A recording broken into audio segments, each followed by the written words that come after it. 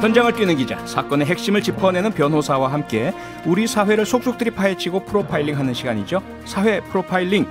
김준우 변호사, 김완 한겨레신문 기자 두 분과 함께합니다. 어서 오세요. 네, 안녕하세요. 안녕하세요. 네, 사회 프로파일링 역시 유튜브로 생중계되고 있습니다. 여러분이 남겨주시는 소중한 댓글도 저희가 실시간으로 다 확인을 하고 있으니까요. 유튜브에서 표창원의 뉴스 하이킥을 검색해서 들어와 주시면 감사하겠습니다. 오늘의 첫 번째 주제 관련해서 먼저 MBC 뉴스부터 듣고 오겠습니다. 서울대 인공지능 연구팀이 논문 표절 파문에 휩싸였습니다. 우수 논문으로 인정을 받아서 저명한 해외 학술 대회에서 발표까지 했는데 곧바로 의혹이 제기가 된 건데요. 서울대는 소속 연구자들을 대상으로 광범위한 조사에 착수했습니다. 아니 김환 기자, 네. 저명한 해외 학술 대회에서 발표까지 했는데 네. 표절 논문이었다고요? 이게 네. 어떻게 이럴 수가 있죠? 어떻게 이런 일이 있을 수 있을까 굉장히 좀 안타깝고 참담한 일인데요. 네. 서울대학교 인공지능 연구팀이 지난주 CVPR이라고 하는데 일반인들은 잘 모르지만 네. 국제 컴퓨터 비전 및 패턴 인식 학술 대회라는 굉장히 좀 유명한 대회라고 하는 학술 대회라고 하는데요. 네. 여기에 이제 제출한 논문이 문제가 되고 있는데 탑클래스라고요? 네. 이 학교가. 네. 저 워낙 또 공대 문외한이어서 네, 그러니까요. 네. 근데 이게 뭐냐면 빠르게 움직이는 물체나 빛의 변화를 AI 기술을 통해서 이제 비디오로 재현하는 법을 다룬 논문이었다고 해요. 이게 네. 이제 세계 말씀하신 것처럼 세계 최고 권위 학술 대회 하나로 꼽히는 대회 이제 자리에서 발표가 된 건데 예. 그 발표 직후에 국내 논문 10여 개를 짜겠다라는 표절 의혹이 제기가 됐고 그러니까 이게 이제 우리가 전 세계에서 이런 나라가 있을까 싶은데 컨트롤 C, 컨트롤 V, 이런 복붙 이런 단어를 우리가 일상어로 쓸 정도로 네. 하는데 그 방식 그대로 굉장히 이제 초보적인 방식 그대로 네. 인형 표시 없이 여러 문장과 핵심 그 수식을 그대로 복사해서 붙여넣었다 이런 네. 이제 의혹이 제기됐고 연구팀은 표절을 바로 인정을 했습니다. 그래요? 그래서 곧바로 논문을 철회하겠다는 의사를 밝혔고 이 이제 학회에 제출한 교신 저자가 윤석노 교수이고 네. 논문 투고 당시에는 몰랐다 내가 그리고 제1 저자의 단독 행동이다. 이렇게 이제 해명을 했고요. 네. 공동 저자가 6명인데 이 가운데는 이종호 과학기술정보통신부 장관의 아들도 포함되어 있습니다. 네. 그래서 서울대는 이제 논란이 제기되고 표절이 인정된 후에 전원에 대한 조사를 하겠다 이런 입장을 밝혔습니다. 네. 교신 저자 가장 책임이 무겁고 지위가 높은 네. 소위 말해서 이런 분께서 나는 몰랐고 제1 저자가 다 알아서 한 단독 행동이다라는 건데요. 그러면 어쨌든 검증이라는 게 필요할 테고 시스템이라는 게 있는데 누가 책임을 져야 됩니까? 그러니까 이거는 그러니까 실질로 이 표절에 관여하지 않았다는 의미에서 윤석노 교수의 해명이 틀린 건 아닌데 네. 교신 저자로서 본인이 그리고 지도 교수로서 본인 이름을 올렸다면 네. 그거는 연구자로서 마땅한 태도는 아니다. 이런 게 좀 여론인 것 같아요. 예. 이 공대 쪽 대학원생들이 좀 많이 하는 김박사넷이라는 이제 사이트가 있는데 그쪽에서도 이건 좀 아니지 않냐라는 성토 의견들이 지금 굉장히 좀 많이 올라오고 있고 네. 그래서 실제로 이제 공대 이게 또 특징이 뭐냐면 윤석노 교수 지금 그 언론 보도에 의하면 예. 그 랩이라고 하죠. 연구실에 박사과정만 37명인가 있답니다. 그러니까 사실은 이제 일일이 다 체크를 하기가 되게 어려웠을 거예요. 예, 그러니까 아마 이제 전반적인 맥락만 보고 이제 말이 되네라고 컨셉만 잡아주고 실제로 이게 표절인지 앞에 인용이나 선행 연구와 관련된 정리 부분을 인용했는지 안 했는지까지는 교수들이 일반적으로 보지 않을 겁니다. 아마 알아서 대학원생들이 그 정도 윤리는 가지고 있을 거라고 생각을 하고 했을 건 개연성은 충분히 이해는 하는데 네. 하지만 그래도 본인이 어느 정도 이 교신 저자로서까지 이름을 올렸다면 뭔가 좀 특단의 최소한의 안전장치나 이런 것들을 좀 검수하는 책임은 져야 될 텐데 네. 지금 뭔가 해명만 하고 연구 윤리에 부합하는 교신 저자로서 어울리는 해명의 태도는 전혀 보여주지 못하고 있는 면에서 되게 좀 실망스럽다고 할 수 있습니다. 네. 그리고 또 하나 문제가 이게 그냥 논문이 아니고요.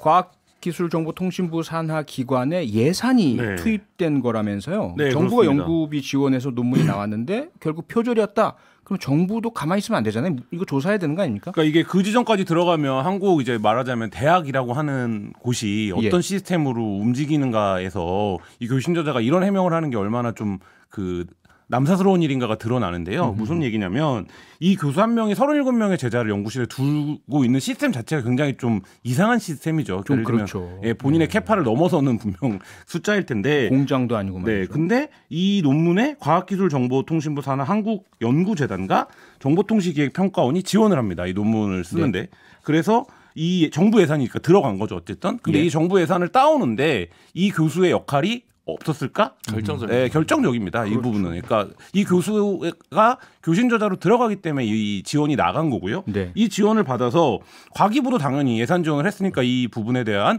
검증이라든지 사후적인 책임을 물을 수 있는데 네. 문제는 지금 공저자 중 한 명이 이 책임을 물어야 하는 과기부 장관의 아들이에요. 아이고. 그러니까 이 부분에서 제대로 된 검증이 가능하겠느냐 이런 부분이고 네. 그러면 이제 이게 크게 보면 뭐 크게 보는 것 자체가 문제를 좀 뭐 희석하는 걸 태도일 수도 있지만 한국에서 이른바 이제 학문이라는 게 네. 얼마나 후진적인 시스템 위에 서 있는가를 단적으로 좀 보여주는 이게 그리고 우리가 선망하는 최고학부에서 벌어진 일이라는 점에서 좀 굉장히 좀 참담한 사건입니다. 네, 이게 사실은 이제 부끄럽네요. 전 세계적으로 고등교육이 훨씬 더 활성화되고 수없이 많은 학회가 생기면서 예. 뭐 우리 그때 또 약탈적 논문이나 그런 학회들도 있잖아요. 네. 근데 사실 논문 검증 시스템도 이제 사실은 모든 연구를 다 리뷰해서 이게 표절인지 아닌지 판별하기 좀 어려운 시절까지 왔습니다. 뭐 카피킬러나 뭐 여러 가지 그 프로그램도 있지만 네. 그래서 연구윤리에 더 기대해야 되는데 과제에 따는 데만 능력 있는 교수가 아니라 연구윤리에서도 좀 탑 있는 교수가 되셨으면 좋겠다는 생각이 들고 네. 인공지능 연구인데 인공지능으로 표절을 잡아낼 수는 없을까 이런 생각이 많이 드네요. 네, 일단은 부끄럽습니다. 참담하고요. 철저히 조사해서 모든 책임 다 물었으면 좋겠습니다. 이제 미국으로 좀 가보죠. 준비된 목소리 잠깐 들어보시겠습니다. The court literally taking America back 150 years. This is a sad day for the country, in my view. But it doesn't mean the fight's over. 네, 영어라 좀 당황하셨을 텐데 이 미국 조 바이든 대통령의 긴급 연설 내용이었습니다. 그 일부를 들으셨는데 미국 연방 대법원에서 낙태권 관련 새로운 판결이 나오자마자 이 긴급 연설을 대통령이 한 건데요. 대법원이 미국을 150년 전으로 돌려놓은 슬픈 날이다. 하지만 싸움은 끝나지 않았다. 이런 내용입니다. 김준우 변호사의 네. 설명이 좀 필요합니다. 네, 마지막에 doesn't mean the fight is over. 와, 그랬죠. 하지만 발음 좋습니다. 싸움은 끝나지 않았다. 예. 그 이제 원래 로 대 웨이드 판결이라고 해가지고 1970년대 초반에 미국 연방 대법원에서 임신 중절권을 보장하는 역사적 기념비적 판례가 있었습니다. 네. 이 판례 이후에 사실은 이제 낙태할 권리를 인정하는 것이 일반적이었는데 예. 이번에 사실 이게 사전 유출이 돼가지고 놀랍지는 않은데 이게 좀 굉장히 특이한 사례였습니다. 연방 대법원의 판결문 초안이 중간에 한번 유출이 됐었는데요. 네. 그러고도 뭐 결론은 바뀌지 않았습니다. 그래서 낙태할 권리가 헌법상 조항에 의해서 보호되지 않는다라는 이제 논리를 채택을 한 겁니다. 다수 의견으로. 네. 쉽게 얘기해서 낙태가 금지되거나 낙태가 형사처벌을 받아야 된다는 게 아니라 네. 헌법상 이게 반드시 보장되는 권리는 아니기 때문에 각 주에서 알아서 결정할 수 있는 입법 정책적인 문제다라고 이야기를 한 것이죠. 네. 그런데 이제 조금 보수적이거나 종교색이 좀 짙은 주가 있습니다. 예. 좀 조심스럽긴 하지만 예를 들어 뭐 유타주라든가 네. 이런 데서는 이제 그러면 낙태를 좀 금지하는 입법 운동이 좀 충분히 벌어질 수가 있고 이런 부분들은 원래는 이제 사생활이나 자기 결정권에 기반해서 보호했던 권리가 후퇴하는 거 아니냐 해서 미국은 한 6대 4 정도로 반발하는 측이 6 정도로 보시면 될 것 같습니다. 네. 그러니까 그 말씀은 미국 연방제 국가인데 연방 대법원에서 우리 연방 헌법에 의해서 낙태권 보장하는 게 아닙니다라고 판결을 내린 거고 네. 그러니까 이제 각 주별로 각 주의 법이나 정책에 따라서 알아서 하도록 됐다 이 말씀인 건가요? 네, 그렇습니다. 뭐 상당히 혼란스러울 그러니까 것 같네요. 사실은 뭐 어떤 주에서는 불법이고 예. 어떤 주에서는 가능하니까 네. 뭐 이제 필요에 의해서 주간 이동하고 네, 임신 중단을 해야 되신 분 같은 경우는 뭐 캘리포니아로 넘어간다든지 뭐 이런 식으로 해결되긴 할 수 있겠습니다만 네. 전반적으로 그것이 주는 메시지가 좀 여러 가지로 위축 효과를 낳을 수 있다는 면에서 좀 우려를 하시고 계신 분들도 많이 계신 거죠. 벌써부터 미국에 있는 이제 뭐 이른바 빅테크 기업들, 그러니까 네. 여성들의 그 취업률이 높고 좀 진취적인 어떤 그 정신을 표방하는 기업들은 예. 이게 당연히 권리로 보호돼야 되는 부분이기 때문에 뭐 대법원이 그렇게 결정을 했더라도 우리는 만약에 우리 노동자가 예. 뭐 낙태를 하겠다라고 하면 그 부분을 회사가 지원하겠다 네. 이런 정책을 발표하는 이제 기업들이 있을 정도로 지금 미국 사회 전체가 그러니까 대법원이 결정을 했는데 기업들이 반발하는 수준이니까 네. 굉장히 좀 혼란을 겪고 있는 게 사실입니다. 네, 뭐 그동안 우리가 들어왔던 소식 중에는 낙태를 시행하는 클리닉 병원들에 대해서 그 반대론자들이 공격하고 막 네. 살인도 있었고요. 그런 혼란이 연방 대법원 판결 때문에 또 생기지 않을까 저는 우선 그것부터 걱정이 되는데 김준우 변호사는 법률가 입장에서 이 판결 어떻게 보십니까? 네, 이제 뭐 사실은 그동안 우리가 헌법재판소가 2019년에 형법상 낙태죄와 관련해서 헌법 불합치 결정을 내릴 때 예. 이것도 많은 디딤돌이 됐던 게 사실 로 대 웨이드 판결이거든요. 직접 인용이 됐었죠. 네, 그렇죠. 그런 거였는데 오히려 이제 미국에서 거꾸로 가니까 만약에 이제 그 전에 헌재가 판결하지 않았다면 이 부분의 사회적 논쟁이 더 격화됐겠구나라는 생각이 들고 논쟁은 건강하게 있을 수밖에 없다고 생각합니다. 그래서 청취자분들도 생각은 뭐 각자의 신념에 따라 또 달리 볼 수 있는 측면이 있다고 하지만 네. 사실은 기존에도 즉 2019년에 우리의 헌법재판소에서 형법상 낙태적 처벌 조항에 대한 헌법 불합치 이전에도 네. 몇 가지 사유에 의한 낙태는 허용됐었다는 거. 그러니까 그렇죠. 낙태가 전면 금지된 적은 입법적으로 거의 없었다라는 점만을 좀 말씀드리고 네. 이제 어떤 사유에까지 이걸 인정할 것이냐와 관련된 문제가 있는 건데 그와 관련된 사회적 경로는 늘 필요한 부분이라고 할 수 있겠죠. 알겠습니다. 우리나라에까지 영향이 미칠 것 같은 연방 대법원, 미국 연방 대법원의 판결 문제 좀 살펴봤고요. 추후에 또 추이를 좀 지켜봐야 될 것 같습니다.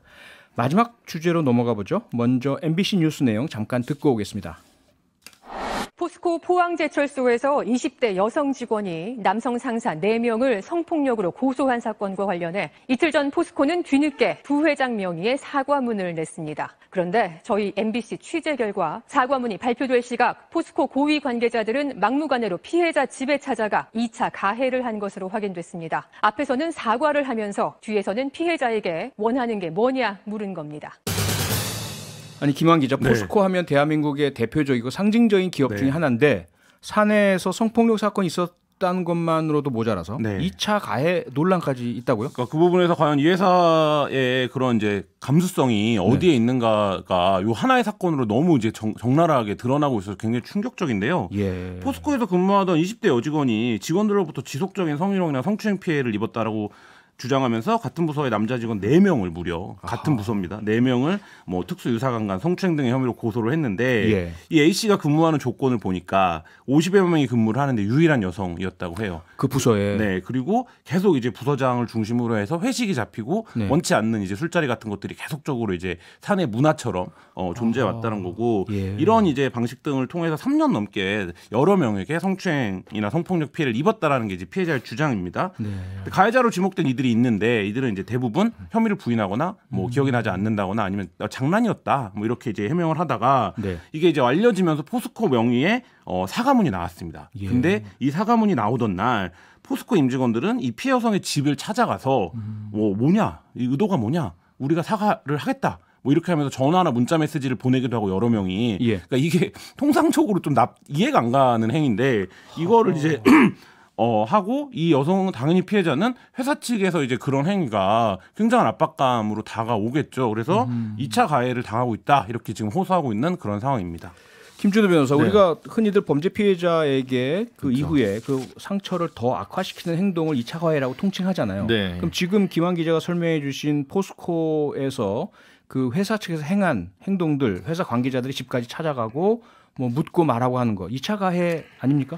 그렇죠. 이제 그 가해자 입장에서 혹은 피해자 입장에서 이게 사실 또 가치가 되게 충돌하는 부분이기도 합니다. 근데 기본적으로는 직장 내 괴롭힘이나 성희롱 같은 경우 직장 내에서 벌어질 경우 분리 조치가 기본이고 그럼 접근 권한이 없어야 되거든요. 근데 이제 가해자 입장에서는 형사처벌을 좀 최소화하기 위해서 어떻게든 합의를 이끌어내려고 하다 보니까 무리한 행동을 하게 되고 그게 오히려 신고자 혹은 피해자를 더 위축시키는 효과를 많이 가져옵니다. 그런 부분들은 이제 기본적으로 2차 가해 범주에 좀 포함될 수 있는 측면이 있고요.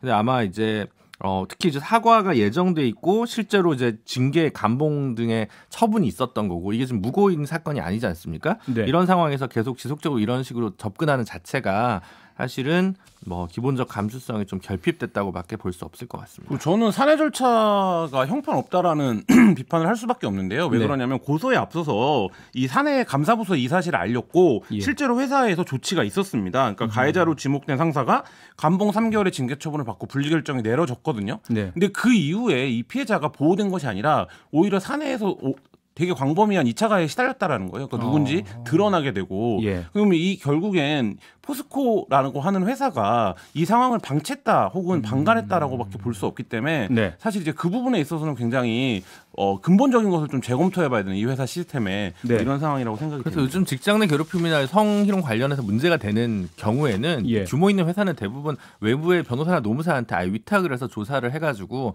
그 잡음을 좀 줄이거든요. 그렇죠. 근데 뭐 포스코는 굉장히 글로벌 기업인데 네. 뭐 어떻게 이 처리를 이런 식으로 좀 러프하게 했는지 저로서는 좀 이해가 가지 않습니다. 매우 충격적인데요. 그러니까 포스코 측의 주장, 뭐 피해자를 위해서 피해자의 예의를 갖추기 위해서 찾아갔다는 것도 말이 안 되지 않습니까? 그것도 되게 한 원치 않는데. 20년 전에 나 했을 법한 해명 변명이고요. 그렇죠. 지금은 말도 안 되고 지금은 상황이 이렇게 되면 당연히 노동부에서는 특별근로감독관을 파견을 해서 네. 전체적인 상황을 조사를 해야 되고 기본적으로는 이 부서가 구체적으로 어떤 일을 하는지 모르지만 예. 50여 명 중에 어떻게 단 한 명만 여성일 수 있는가. 그러니까요. 예, 이런 것도 이 포스코라고 하는 회사가 어떤 형태의 고용 방식이나 고용 형태를 띠고 있는지 좀 근본적으로 검토가 필요해 보입니다. 그래서 요즘 기업들이 뭐 이제 가치, 사회적 가치 그리고 ESG 경영을 굉장히 많이 얘기하는데 그럼요. 여기 뭐 S 이게 사회적 책임과 관련해서 이건 가장 기본 중에 기본이거든요. 그렇죠. 그러면 이제 이런 일들이 벌어지고 있으면 원래 이제 미국 같으면 이제 주식을 빼죠. 투자를 자체를 안 하니까 사실은 이제 글로벌 기업답게 평가를 받으려면 뭐 네. 매출도 중요하지만 기업 문화를 어떻게 구축하냐가 되게 중요하기 때문에 네. 이쪽 사내 준법 감시 기능이나 뭐 이런 것들이 전반적으로 한번 재점검될 필요가 있을 것 같습니다. 네.